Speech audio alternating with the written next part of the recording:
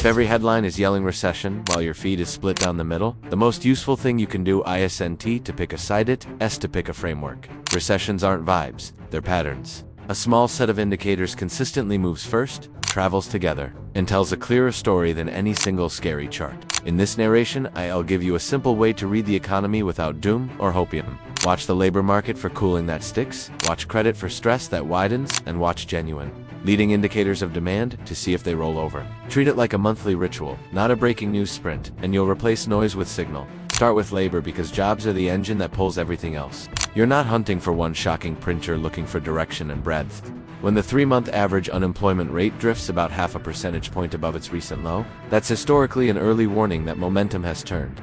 Pair that with the 4-week average of initial jobless claims. 1 week is weather, a persistent rise is weather changing. Layer in payroll momentum and average weekly hours, because employers trim hours before they trim headcount, and falling hours alongside slower hiring tells you demand for labor is softening under the hood. Finally, watch the quits rate and wage growth mix. When fewer people quit voluntarily and pay gains cool across broad, lower wage categories, not just in headline sectors, it means workers feel fewer options and firms feel less pressure to bid up.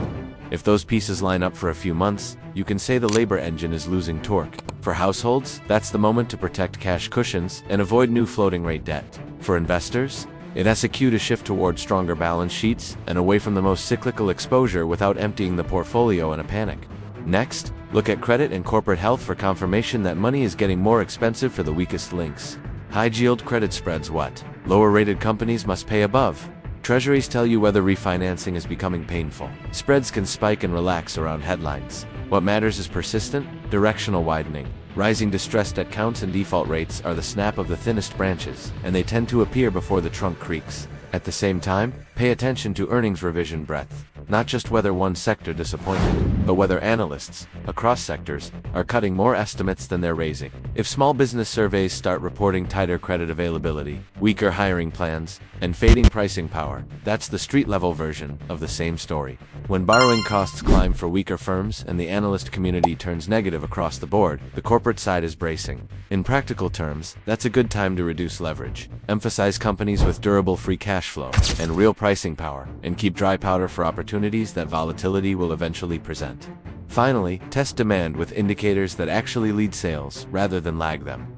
A multi-month downtrend in a composite leading index tells you the forward gears are slipping, but you can get even more specific by watching the relationship between new orders and inventories in key purchasing surveys. When new orders sag below inventories, companies are stocked for a party that guests are leaving early. Look at real retail sales rather than nominal dollars, so you're not fooled by inflation as funhouse. Mirror, what matters is whether people are buying more stuff, not just paying more for the same basket. Freight and shipping activity round out the picture. When fewer goods are moving, it shows up in shipments and truckload volumes, before it shows up on front pages. If orders are weak, shelves are full, real spending is fading, and fewer trucks are rolling.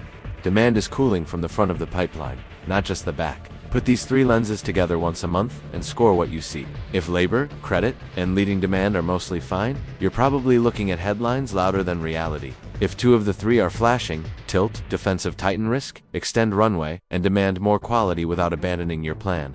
If all 3 are flashing in the same direction for more than a blip, it's time to batten down. Prioritize liquidity, protect the downside, and prepare to be a buyer when forced sellers appear. Use popular context, like a yield curve inversion, as background rather than a trigger.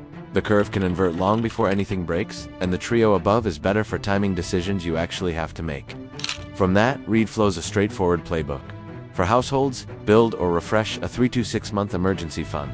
Automate a repayment plan on any high-interest balances, and prefer fixed-rate obligations over floating ones so your monthly life stays predictable. For investors, rebalance to targets so recent winners don't quietly become your whole personality. Add a quality filter so you're owning resilient cash generators rather than hope, and keep a ready list of great businesses you'd love to own at fair prices if volatility gifts you entries. For operators and founders, extend runway to 18 to 24 months if 2 signals are turning. Negotiate credit lines before you need them, and pivot experiments toward high limit, low burn variants so you can keep iterating without bleeding. Along the way, retire a few myths. 1 bad jobs report doesn't equal a recession. Trends and breadth do. A rate cut isn't an instant cure.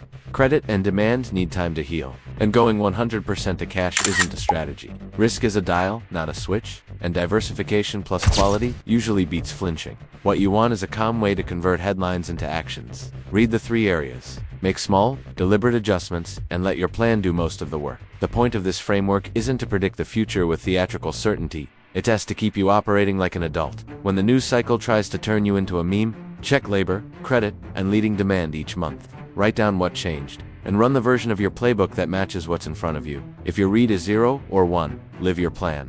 If it's 2, tighten up. If it's 3, protect the downside and get ready because the same conditions that make everyone nervous also create the best entries for the patient.